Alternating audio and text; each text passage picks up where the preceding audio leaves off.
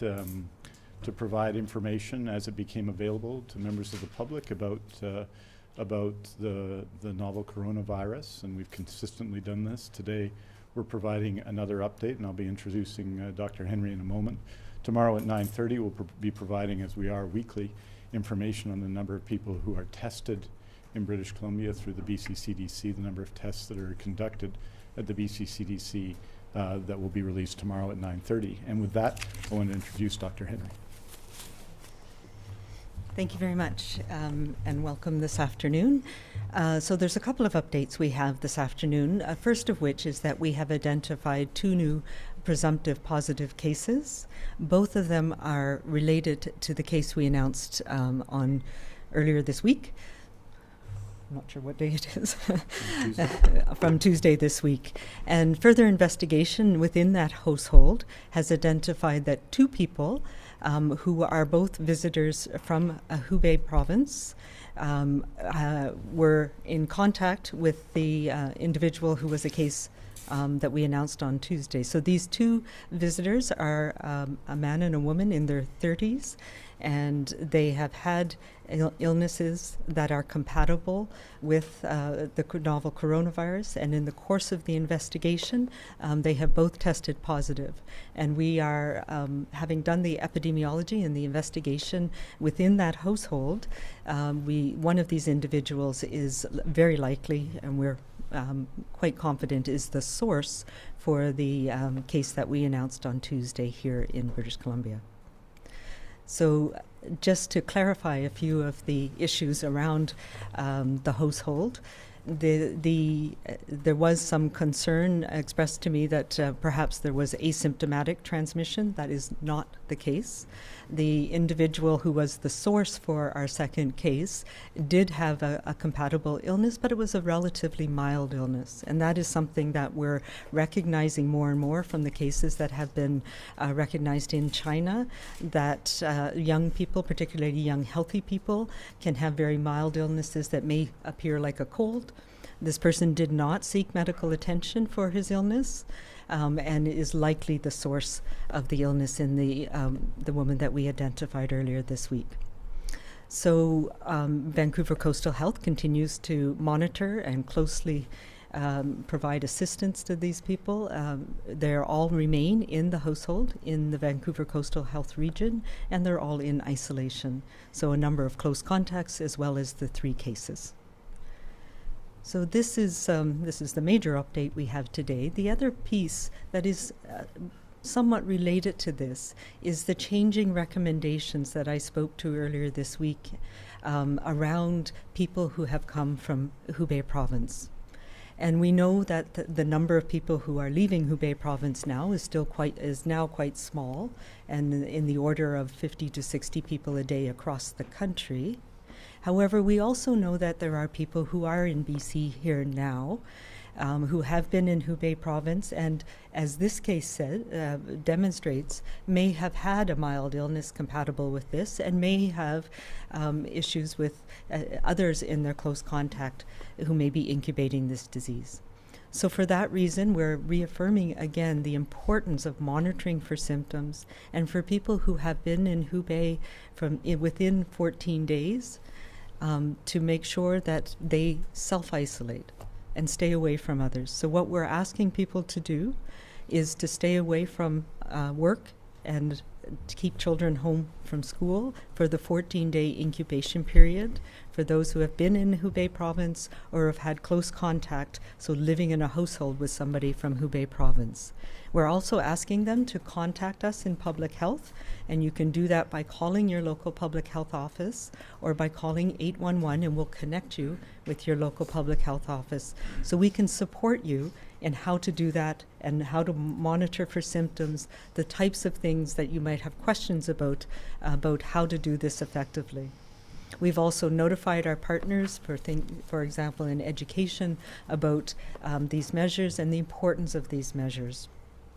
For anybody who's come from other areas of China, we continue to tell them how important it is to monitor carefully for symptoms. And if you have any symptoms, even of mild illness like a cold symptoms, to please connect with us, and then we can work with you to determine whether assessment and testing is needed and how to do that safely and appropriately in our province. So that's the really important change that we've made now. I think it bears repeating that this is a really important measure for us to connect with people in the community, to provide them the support and the advice we need. This virus, as we're seeing, doesn't respect the political borders that we've put in place.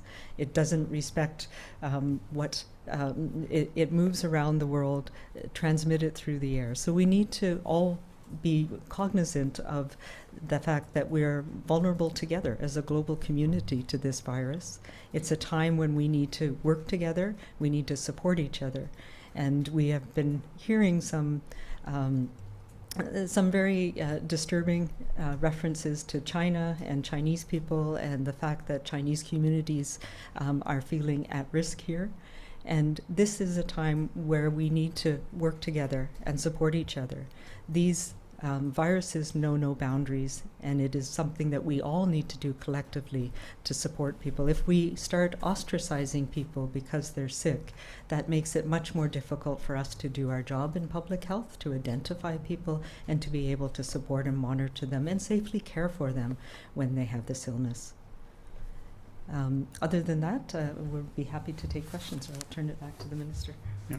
Okay. Well, Just to say a few things in conclusion. I think that, as Dr. Henry has said, these are our third and fourth cases.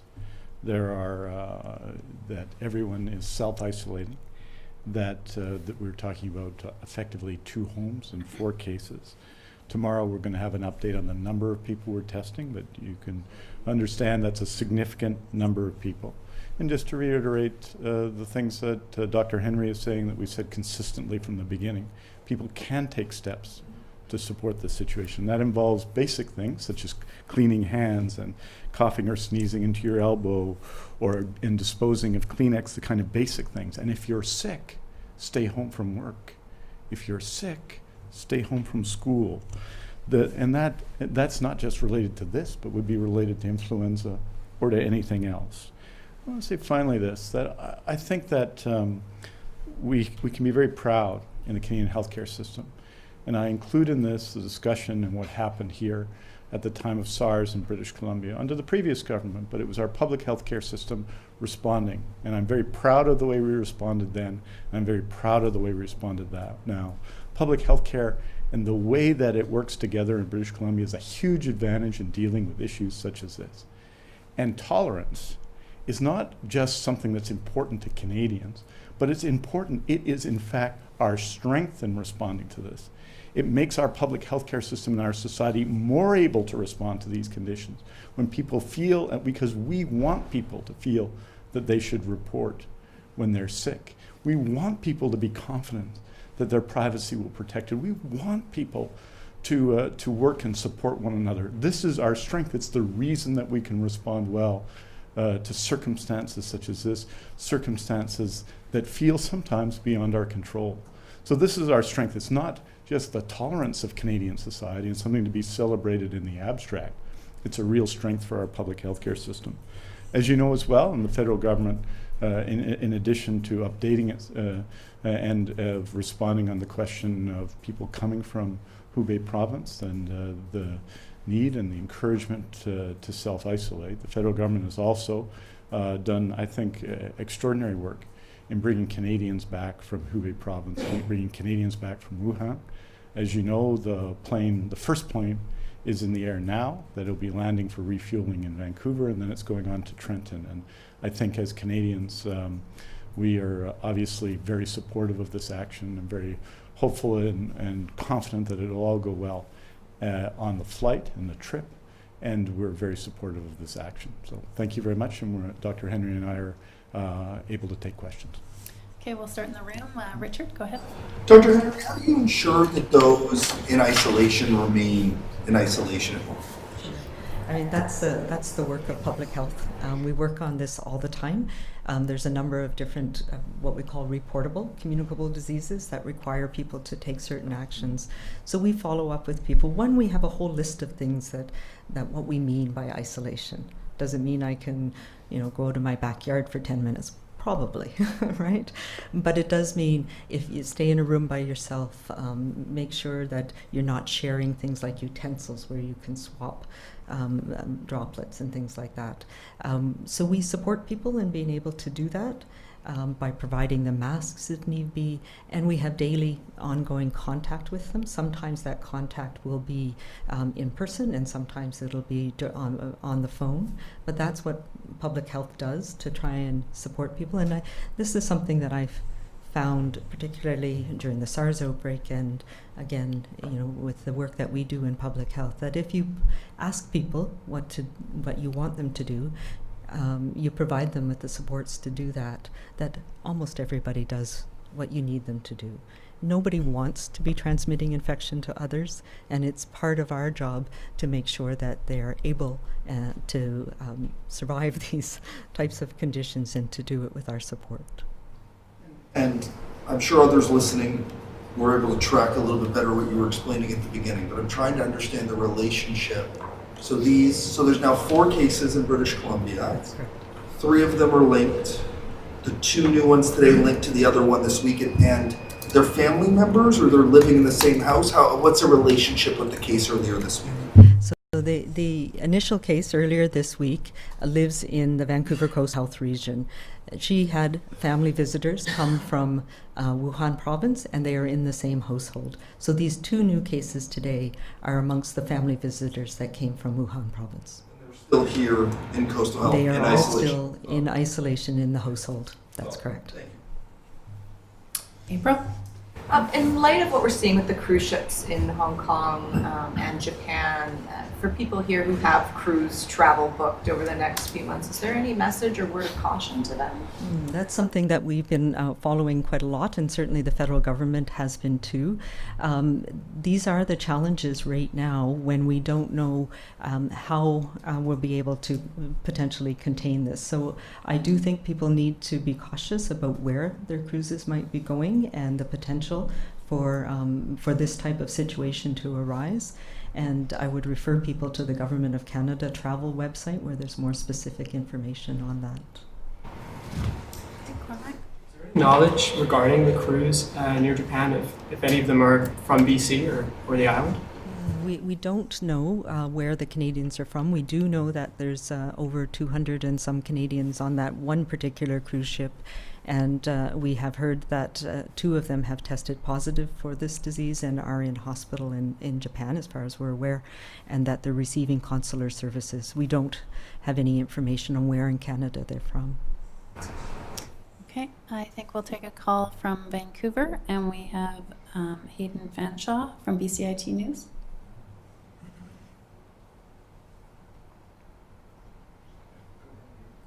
Go ahead. No? Okay. No? Okay. Any other questions in the room? I get to stand up here. You guys stand up here. It's good. April, go ahead. That's better.